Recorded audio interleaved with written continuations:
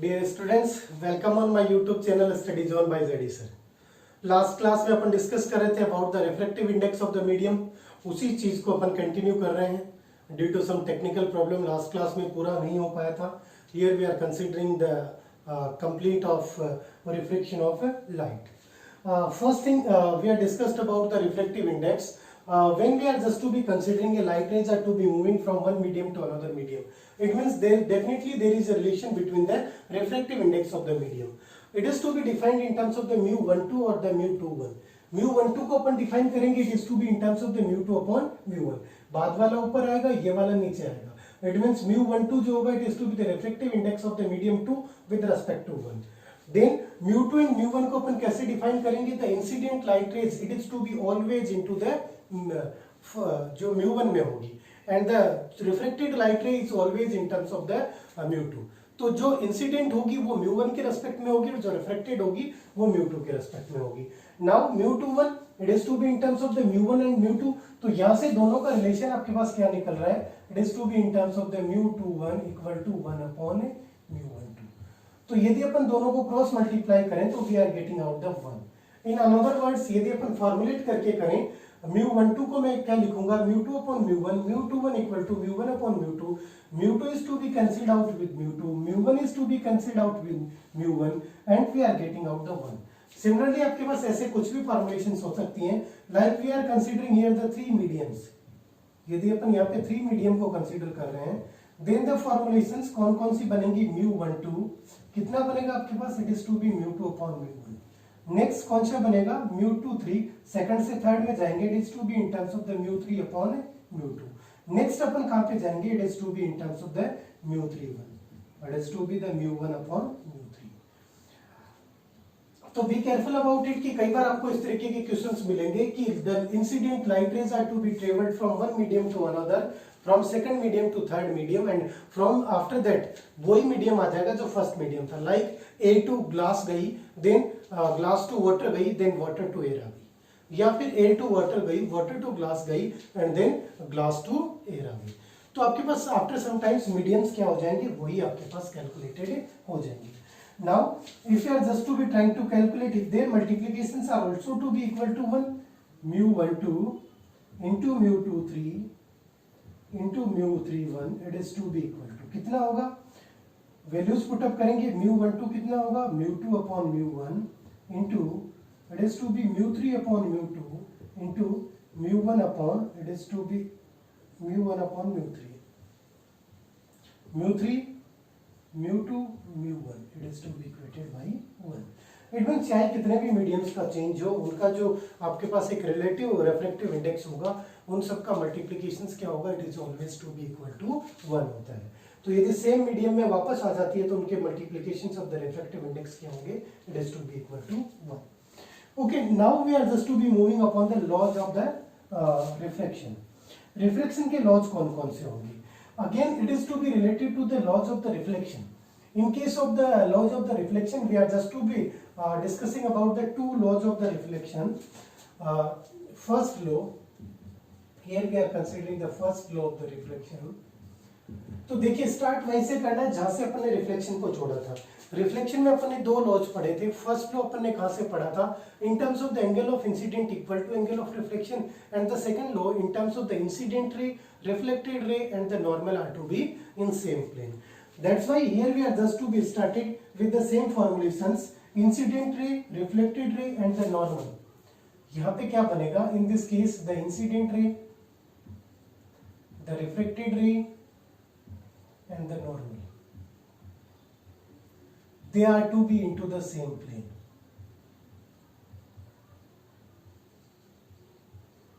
In case of the reflection we are considering they are to be into the same plane, but in that particular case we are also to be considered कि they are to be into the same medium. But in case of the reflection they are not to be into the same medium, they are to be into the different mediums. That's why यदि अपन first law of the reflection की बात करें तो the incident light ray and the reflected light ray and the normal, all three are to be presented into the same plane. Next we have discussed about the second law of the reflection. It is to be known as the Snell's law. कई बार पूछा जाता है derive the expression for the Snell's law, या फिर इससे related जो आपके पास numericals आते हैं इन कॉम्पिटिशन एग्जामिनेशंस, वो मोस्ट कॉमनली आते हैं स्नेल्स लॉ में। तो स्नेल्स लॉ एग्जैक्टली क्या कह रहा है? It is to be the ratio of the angles with their particular sine angle, sine trigonometry functions. It means the ratio of the sine theta e upon sine theta r. It means the ratio of the sine of the incident angle and the sine of the refracted angle, it is to be equal to constant. It means दोनों के angles का जो ratio होगा वो always किस terms में होगा? constant होगा. And this constant is to be represented by the mu. ये जो constant होगा ये किसके equal होगा? उसके refractive index के equal होगा. That's why earlier we had discussed about the refractive index. Now it is to be equal to in terms of the mu2 upon mu1. ये किस टर्म्स में होगा? आपके पास mu2 upon mu1 की terms में decide होगा, और जो mu2 upon mu1 फॉर्मुलेशंस बनेगी वो आपके पास कितनी बनेगी? It is to be the mu2 upon mu1 और v2 upon v1. तो ये फॉर्मुलेशंस आपके पास क्या बन जाएगी यदि आप इनको रिलेट करें? It is to be the equal to mu21. Then formulations क्या बन गई? sin theta i upon sin theta r, it is to be equated by the mu21. Now we are just to be trying to relate is the velocity. Next, we are just to be relating this Snell's law with respect to the velocity. तो दोनों laws को अपन ने discuss किया. Here, due to the change of the medium, there is a change into the velocity. That's why we are just to be derived this expression in terms of the velocity. तो velocity की terms में यदि आप Snell's law को define करेंगे तो क्या formulations मिलेगी? Earlier we had discussed about the mu is to be inversely proportional to v. mu किसके inversely proportional है? v के. That's why v से अपन relate करेंगे तो formulation it is to be mu2 upon mu1 किसके equal मिलेगा? यदि अपन derive करें it is to be c, mu equal to c upon v, v2 upon it is to be c upon v1. Now upon cross multiply करें तो formulations क्या बनेंगी आपके पास? c upon v2 into v1 upon c. यही formulations बनेगी. C is to be cancelled out with C, and we are getting out in terms of the V1 upon V2. It is to be equal to mu2 upon mu1.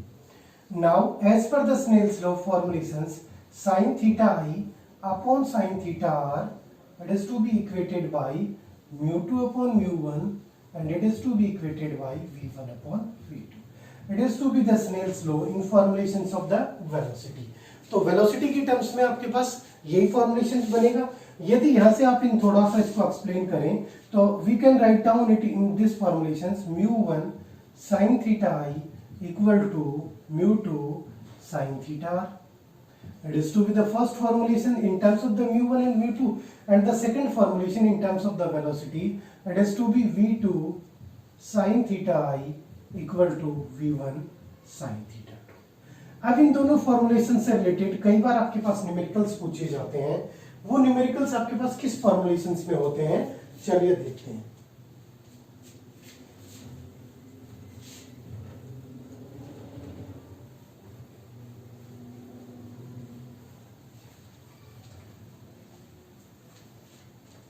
Here we are considering a light ray.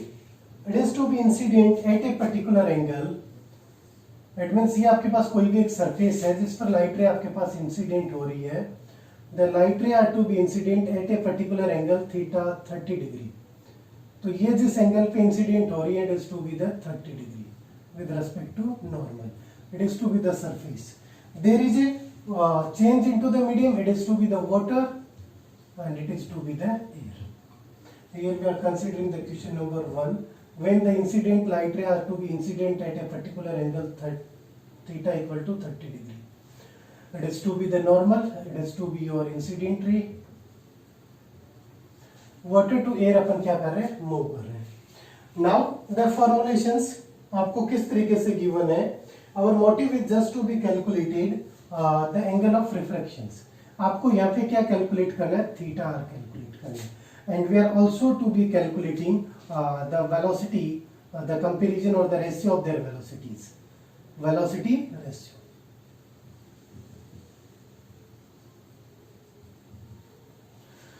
Okay, we are just to be started with the basic formulations of the Snell's law.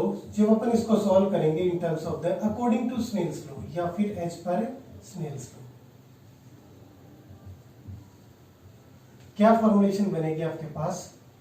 In terms of the μ1 sin theta I equal to μ2 sin theta r, and our motive is to calculate the sin theta r, that's why sin theta r को side में लिख लेते हैं, it has to be in terms of the, क्या formulation बनेगी? μ1 sin theta I divide by μ2, and theta r जो आपको calculate करना है तो फॉर्मुलेट होके कितना आ जाएगा? μ1 upon μ2, sorry, in terms of the sin inverse μ1 upon μ2 into sin theta। चलिए वैल्यूज पुट अप करते हैं। हियर द μ1 एंड μ2 क्या होगा? It is to be the μ1 water के लिए कितना होता है? It is to be 4/3, and μ2 air के लिए कितना होता है? Equal to 1। तो that's why we are just to be put it down the values. Sine inverse μ1 कितना है? 4/3 डिवाइड बाई 1, तो सेम ही आ जाएगा, into sine theta sine 30। Value of the sine 30 कितनी होगी? साइन 30 की वैल्यू कितनी होती है आपके पास है? 1/2। दैट्स व्हाई अपन इसकी वैल्यू को पुट अप करते हैं। Sine inverse 4/3 into 1/2, then the values are to be sine inverse 2/3। It is to be the angle of a reflection. Next अपन बात करें वेलोसिटी की, तो वेलोसिटी किस तरीके से आपके पास कंक्लूड होगी?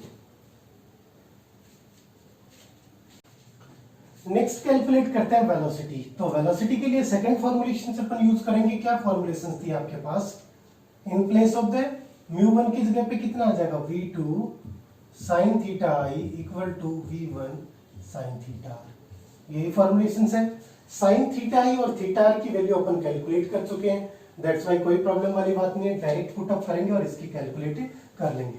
वेलोसिटी रेशियो कैलकुलेट करना है या फिर आपको वेलोसिटी कैलकुलेट करनी है, v2 एक ही बात है। Here the formulations, v2 calculate करना तो कितना आएगा? v1 sin theta r upon sin theta I। v1 velocity, क्योंकि अब आपको फर्स्ट की वेलोसिटी नहीं गिवन है, यदि अपन को वेलोसिटी गिवन होती तो अपन उसके रेस्पेक्ट में उसकी वेलोसिटी को क्या कर लेते? कैलकुलेट कर लेते। That's why here we are just to be calculating the velocity ratio. तो v2 अपॉन v1 कितना बनेगा? In terms of the sine theta r upon sine theta. आप देखिए थीटा r तो आपने कैलकुलेट किया था in terms of the sine inverse, तो चाहो तो आप डायरेक्ट वैल्यू पुट अप कर दो या फिर आप यूं भी लिख सकते हो, it is to be sine inverse, क्या आया था आपके पास? 2/3 डिवाइड बाई साइन 30 डिग्री। ये दोनों आपके पास एलिमिनेट हो जाएंगे, and it is to be the 2/3 divide by 1/2। Solve करेंगे 2/3 into 2/1, it is to be equal to 4:1। It means इन दोनों की आपके पास वेलोसिटी का रेशियो जो होगा वो किस टर्म्स में डिफाइन होगा? 4:1 की टर्म्स में डिफाइन होगा। अब यहाँ पर आपको क्वेश्चन में क्या चेंज कर सकता है? इन प्लेस ऑफ द एयर आपके पास क्या दे दे? आपको ग्लास दे दे। यदि मैं कहूं कि इन प्लेस ऑफ द एयर, यहाँ पे आपको क्या दे दिया? ग्लास दे दिया। तो अब आपके पास फॉर्मुलेशंस क्या होंगी? तो जैसे आपने देखा कि इन प्लेस ऑफ द एयर आपके पास ग्लास आ गया, इट मींस ये फॉर्मुलेट होके किस रेशियो के टर्म्स में आपके पास डिफाइंड होंगी। चलिए म्यू की वैल्यू कैलकुलेट करते हैं, सॉरी थीटा r की वैल्यू कैलकुलेट करते हैं कि जब भी आपके पास वाटर टू ग्लास चेंज हो रहा है। It is to be our question number 2। Again the formulations, μ1 sin theta I equal to μ2 sin theta r। Our motive is to calculate sin theta r, it is to be equated by, क्या formulation बनेगी? μ1 upon μ2 into sin theta I। Then μ1 कितना आएगा? It is to be the 4/3 upon μ2 कितना होगा आपके पास? Glass के लिए कितना होगा? It is to be the 3/2 into sin angle 30 degree। Now 4/3 into 2/3 into 1/2, because sin 30 की वैल्यू कितनी होगी? 1/2। तो फॉर्मुलेशंस बन के कितनी आएंगी? 2 से 2 cancel out, it is to be the 4/9। किसकी वैल्यू आ गई? sin theta r। Now the theta r is to be in terms of the sin inverse 4/9। It is to be the value of the angle of refraction. तो इस तरीके से आपके पास angle of incident, angle of reflection, Snell's law से related कई बार आपके पास क्वेश्चन से बन जाते हैं। In next class we are discussed about the applications of the refractions and the TIR formulations. Applications की बात करेंगे, लाइक ट्विंकलिंग ऑफ स्टार किस तरीके से होता है, देन द फॉर्मुलेशंस सनराइज और सनसेट से पहले आपको क्यों दिखाई देता है, जो आपकी पर्टिकुलर डे की ड्यूरेशन होती है, it is to be increased by the 4 minute, 2 minutes in the morning, 2 minutes in the evening, तो टोटल 4 मिनट्स का इंक्रीमेंट होता है, it is to be due to the refraction phenomena.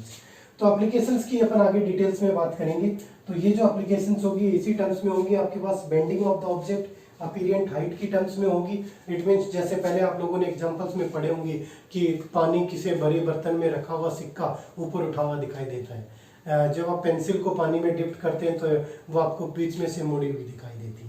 तो these are the applications. Application से related exactly वैसे questions नहीं बनते, but फिर भी अपन को इन चीज़ों को डिस्कस करना है, दैट्स वाई अपन इनको डिटेल्स में डिस्कस करेंगे।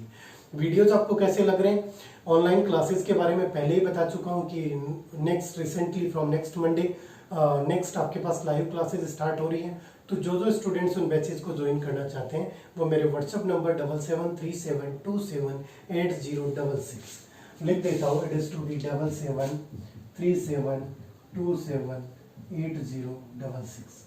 यहाँ पर आप मुझसे कांटेक्ट कर सकते हैं, व्हाट्सएप कर दीजिए, कॉल कर सकते हैं, टेक्स्ट मैसेजेस कर सकते हैं, आपको कोर्स से रिलेटेड सारी इंफॉर्मेशन मिल जाएगी। तो लाइव क्लासेस को ज्वाइन करें, इन क्लासेस को मैक्सिमम शेयर करें ताकि और स्टूडेंट्स को भी हेल्प मिल सके। Thank you.